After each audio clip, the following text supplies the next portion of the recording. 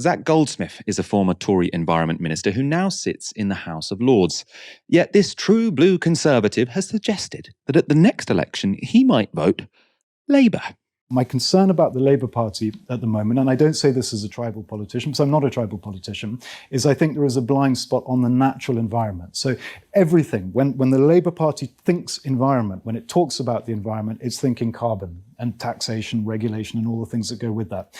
And the simple truth is there is no pathway to net zero. There's no solution to climate change that does not involve nature. Massive efforts to protect and restore the natural world. And at the moment, I'm not hearing any of that from the Labour Party. If I do, if there's a real commitment there, the kind of commitment, frankly, that we saw when Boris Johnson was the leader, then I would be very tempted to throw my weight behind that party and support them in any way I could. Incidentally, I would support them anyway in their efforts on these issues, because it's the only thing that matters. So if Labour started talking more about nature, Zach Goldsmith would support them in any way possible. Zach Goldsmith is an ally of Boris Johnson, so some people have read this as just sort of factional wrangling. Boris Johnson doesn't like Rishi Sunak, so some of his allies are sort of lashing out against his government. Despite that, though, Dali, did you find his comment at all interesting? Zach Goldsmith is a kind of interesting one. He's very much an outlier in many ways, not in key significant ways, but in many ways from the Conservative, within the Conservative Party. You know, he's kind of always had this thread of a kind of environmentalism that is very much articulated as sort of localism and essentially environmentalism without politics, which famously is just gardening. And he kind of reminds me of Charles, the King. Is he the third? Charles the Third, a little bit in that sense, which is this kind of nostalgia and pastoral fondness that can sometimes look like a climate politics, but is actually kind of bereft of any meaningful analysis or willingness to take action on the root causes of change, and seeing climate change not as a political and economic tragedy that's going to destroy the lives and livelihoods of millions of people, particularly in the global south, but rather seeing it as an injury against this kind of abstract nature, this kind of pure nature that has been corrupted by human beings, which is obviously a kind of way of conceptualizing nature that is sort of invented by colonialism, because it's this idea of there's, this pure natural land, and it's, the white bourgeoisie, the British elite who know how to look after that land, and therefore need to take sovereignty away from indigenous people or people who live on that land in order to protect it. And that's the kind of tradition that Zach Goldsmith comes from. And he joined the party during David Cameron's time. Before that, he had kind of positioned himself as a sort, not really with any particular party. He was the editor of this magazine called The Ecologist, he was made the editor by his dad, who set up the magazine, classic rich boy nonsense. But that was a magazine that was very much about talking about ecological issues, but from a kind of apolitical perspective, which in my view, again, is just kind of gardening. And so he kind of comes into David Cameron's, party, Conservative Party, as an attempt to move the party's reputation away from this nasty party thing, this nasty party brand, which was obviously David Cameron's very short-lived vision of what the Conservative Party could win on the basis of course, the illusion of that, and it was just an illusion, but the Conservatives have very much abandoned even that branding exercise to appear not like the nasty party, and have fully invested in a politics of nastiness. So this kind of, it sort of runs through Zach Goldsmith's career. But I think it's very important that we don't see it as a climate justice politics. And I don't think Zach Goldsmith would consider it a climate justice politics. It comes much more from that sort of little c conservative, conservationist, nature above everything, and sort of decoupling nature from the humans and the societies that live through it, that live on nature, us, and seeing nature sort of this abstracted thing that needs to be protected. Rather than looking at climate justice as a holistic rewiring of our system to stop big businesses, big oil companies extracting resources and extracting labor and polluting our climate and destroying our ecosystems, destroying our food systems, because of the impact that's going to have on us as a society, and the way in which that's going to impact the poor and people in the global south the most. harshly. So I think that that is sort of the context for why Goldsmith would say something like this. But I think that it's very much encapsulated by the fact that he says, why are we always talking about carbon taxes and, carbon and not talking about nature?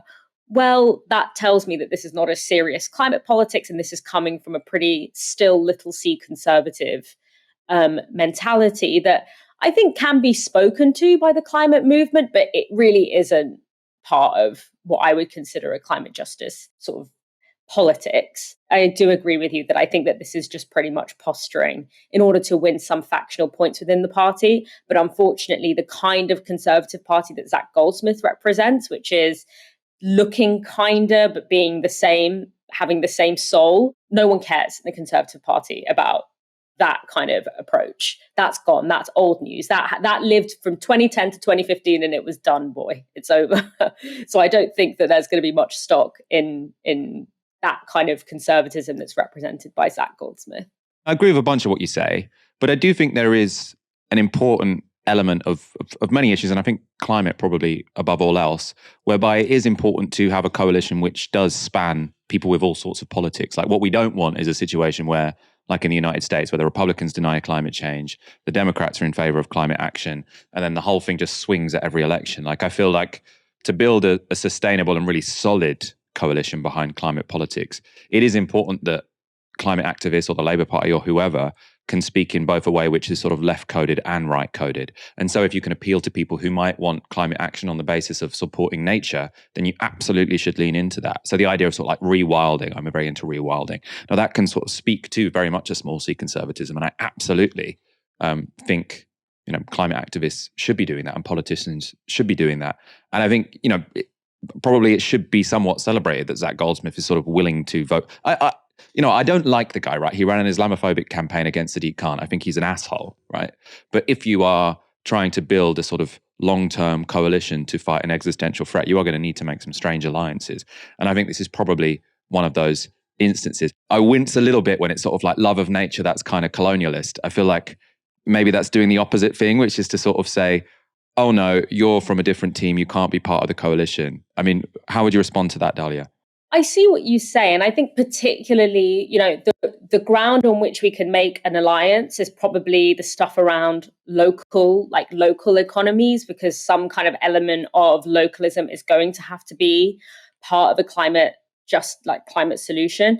My worry about the sort of protecting nature thing is that what that has translated into, and you can see this, in a lot of, particularly if you're looking at like anti-deforestation or like conservation charities, where you will see that there will be, for example, a protected rainforest or a protected sort of piece of land, something that has been identified as something that needs to be protected for biodiversity reasons.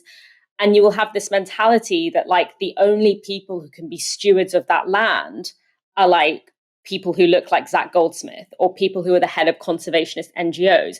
And you see people who have been custodians of that land and who have been custodians for generations being literally forced off of that land, displaced off of that land in the name of protecting it.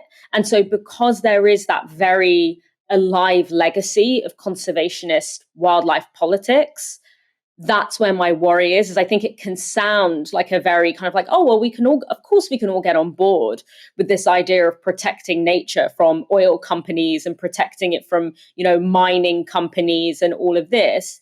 But when you're what was a red flag to me, what made me nervous was that he situated protecting nature as something separate from tackling oil and gas companies. He said, why are you focusing on taxing and carbon and not on nature? To me, that was a red flag to like, oh, we're going to go into this whole conservationist politics that has had very, very not only disastrous effects for indigenous people and people who live on the land who get displaced off that land in the name of protecting it, but has also actually been bad for the environment, because often the kinds of knowledge systems and stewardship systems that have maintained that land for generations gets lost because it literally gets forced off by big NGOs, governments, in the name of climate policy. That's why it's a kind of greenwashing practice, that is something, you know, that's not something that I'm inventing. That is something that happens now.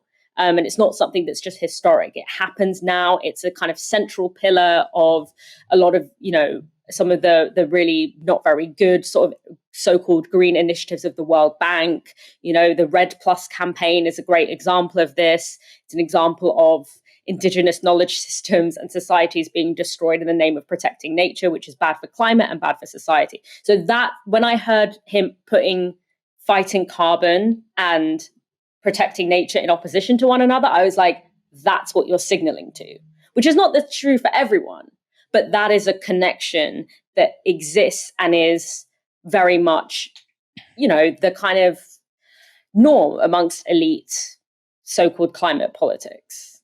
Yeah, I mean, I think we probably do disagree a bit on strategy here. I recognize what you're saying. I mean, I suppose for me, this is one reason why it was silly for Keir Starmer to say he doesn't like tree huggers, because I think actually the notion of liking trees is pretty broad across the country. So Keir Starmer was making a kind of YIMBY argument, I think, yes, in my backyard, saying, you know, we want motorways, we want trains, we want houses. I want all those. Well, I don't want motorways, but I want trains and houses. So screw the tree huggers. But I think actually you can very easily have a politics which builds stuff, which has, you know, solid climate action and which really values nature, and which I think it would make sense to sort of be offering.